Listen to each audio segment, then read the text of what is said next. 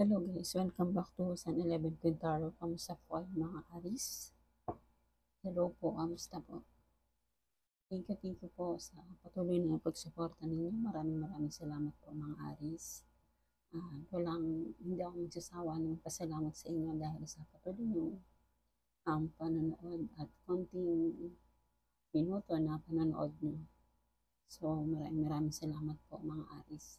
So hingi tayo na kung ano-ano ang naisip hatid sa inyo itong buwan ng June, mga Aris. So, general reading ito, pwede mag-resonate, pwede hindi. Kung nalaman ko na para sa inyo at habang hindi ay ibigay po natin sa iba. So, simulan na natin mga Aris. So, kamusta na kayo mga Aris?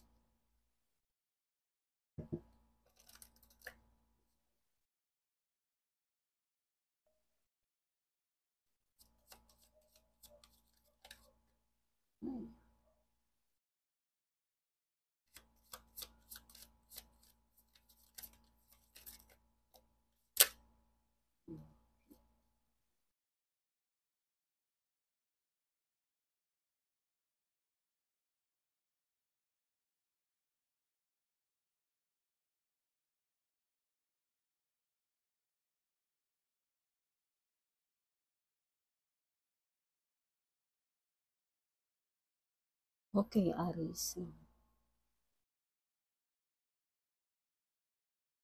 Ang siguro ang ilan sa inyo dito mga Aris, nandun yung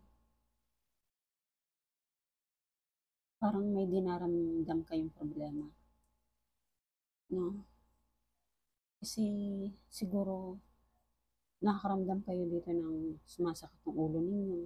Marami kayong mga iniisip. At siguro merong isang tao na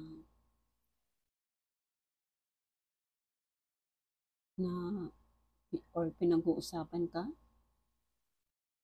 or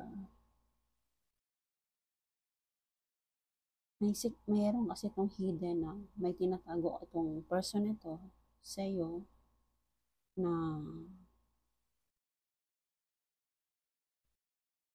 nagkakaroon ka ng hindi magandang energy para sa kanya. Parang nandito yung ayaw magpatalo ng person ito sa inyo. Mga Aris. Kasi nakakaramdam ka na dito ng ano, siguro lagi mong iniisip itong person na to kasi nagkakaroon dito kasi ng parang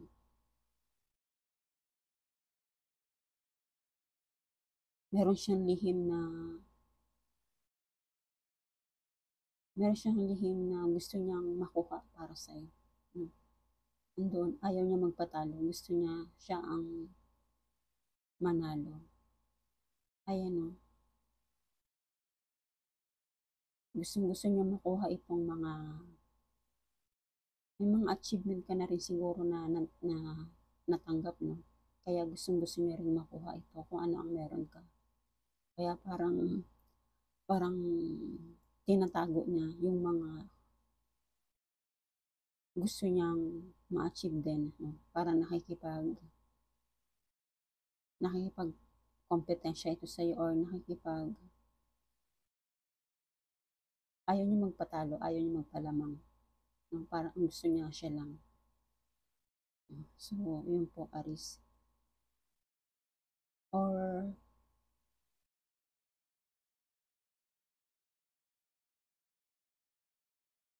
siguro ang person nito maaaring apat sila. No? Ang merong hidden, no? May tinatago sa'yo. Siguro pinag-uusapan kanila. Parang sinasabi nila na dapat ikaw, no? Dapat ikaw ang nandiyan. Parang ganun, no? Sa posisyon na yan. So, parang meron kayong pinag-aagawan na posisyon. At andun ka na syempre sa nararamdaman mo to, nararamdaman mo yung parang mabigat na, no? Mabigat na yung pakiramdam mo, nai-stress ka na sa kanya. So, andito ka na sa point na ikaw na ang puputol, no? Ikaw na ang puputol ng sitwasyon na to dahil ayaw mo na sumakat ang ulo mo eh. Kaya ikakat mo na itong tao na to na nagpapa-stress sa'yo. Dahil ikaw ang king, no? Ikaw ang nakaupo dyan sa trono mo. So, ikaw din ang kailangan mo rin tong ikat, no?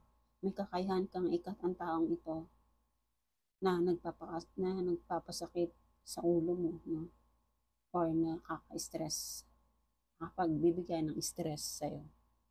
Ikakat mo na to.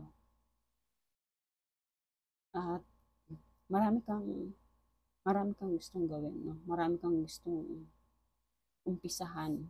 May mga offer, no? May mga offer na inaalok sa'yo. At gusto mo na itong umpisahan, no?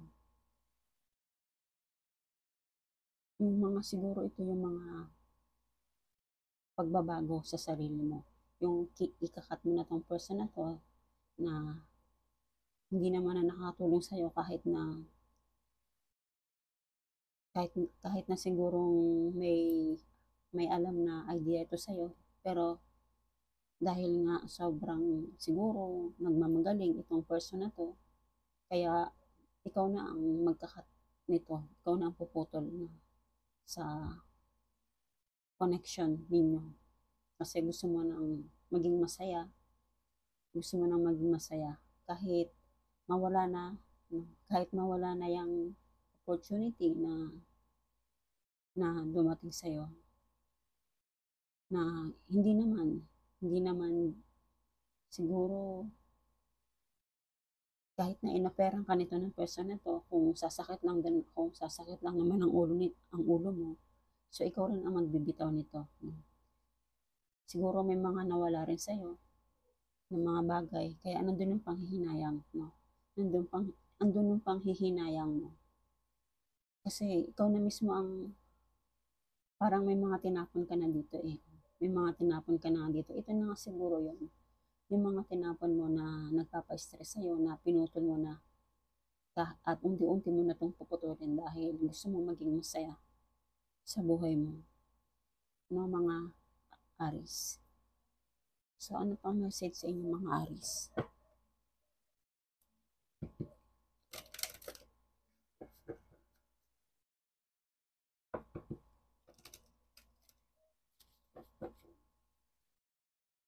Alam niyo po mga Aris, meron talagang andun talaga grabe yung nararamdaman nyo dito, grabe yung mga sakit na naramdaman niyo. Halos nawala, no? Halos nawala siguro yung mga naipon mo. Meron kang pinagkatiwalaan ng tao na naniloko ka, no mga Aris. Kaya nandun talaga yung stress ka na. Nakakaramdam ka na talaga dito ng sakit sa ulo ng person nito para sa inyo. So, kaya nakapag-isip ka na dito na kailangan ko nang putulin, no? Kailangan ko nang putulin itong tao na to na hindi naman nakakatulong sa iyo.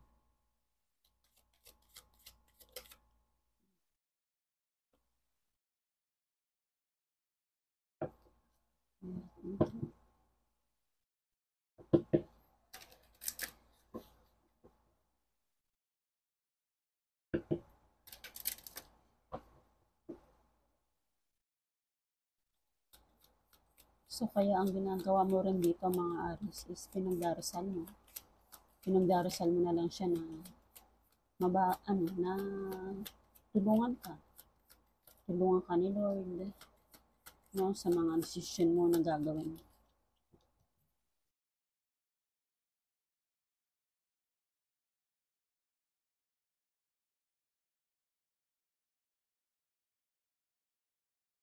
So, yun na nga, meron talaga, no?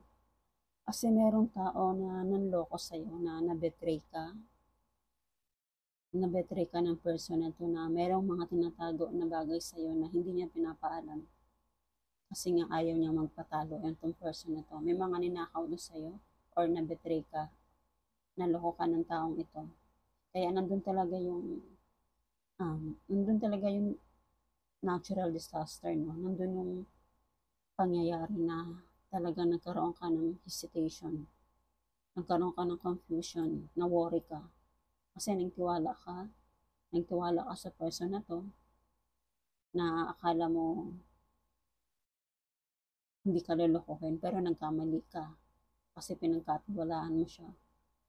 Masyado ka nagtiwala sa person na to, kaya unti-unti ka sigurong niloko nito ng person na to. Kasi may mga nawala sa'yo, niloko ka, binetray ka, no? May mga ninakaw sa'yo. Kaya nagkaroon ka nandito ng mga problema. Kaya nandun talaga yung pagka-worry mo, pagka-stress mo, na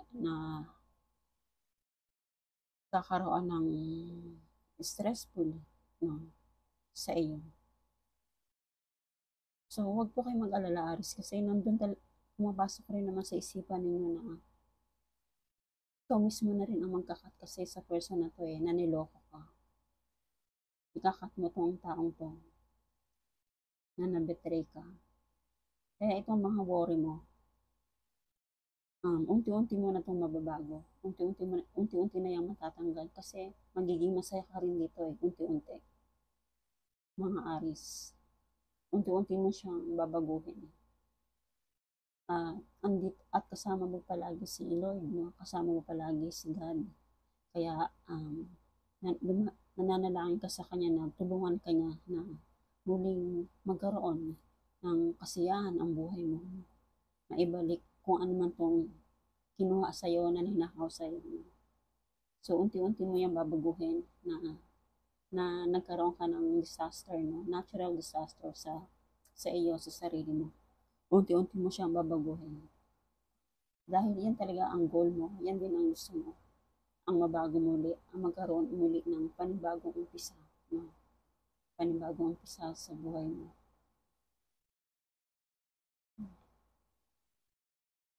So,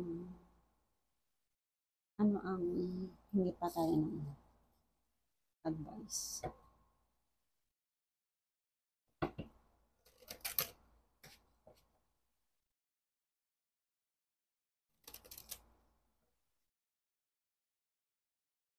Grabe, no? Pinagkatiwalaan mo itong person na to, pero binetray ka, niloko ka. Kaya halos talagang sumasakit ang ulo mo at nandun yung ikaw na ang talagang binitawan mo na. No?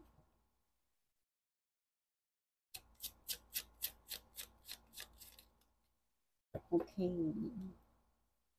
So, yun nga, tulad ng sabi ko sa inyo mga Aris, huwag ka mag-alala. Dahil hindi naman lahat ng araw ay nandito ka sa sitwasyon na may problema ka, na nawalan ka, na halos sumakit ang ulo mo, na niloko ka, nandun yung laging pagka-worry mo. Huwag ka mag-alala mga Aris, kasi iikot yan, no? Iikot na iikot na to na pagbabago sa buhay mo, na magkakaroon ng pagbabago yan. Dahil kung dati kang nadapa, babangon ka muli. Dahil ginagabayan ka ng iyong mga gabay kung ano ang dapat mong gawin. Kasi nga dahil humingi ka rin ng mga sign, kung ano ang dapat mong gawin, nananalangin ka, kaya magkakaroon ng pagbabago, no? Magkakaroon yan ng pagbabago yung buhay mo. Kung nagkaroon ka ng ganitong problema, mababago yan. So, yun po message sa inyo mga Aris. Thank you po. Thank you so much and bless po. So, tuloy nyo lang po itong pagdarasal ninyo, yung mga problema nyo, sabihin nyo kay Lord, no? Sabihin nyo kay Lord na tulungan ka niya, na unti-unti mo solusyonan itong mga problema na dumating sa iyo. So, yun po ang message sa inyo. Thank you po and God bless po, Mang Aris. Thank you so much.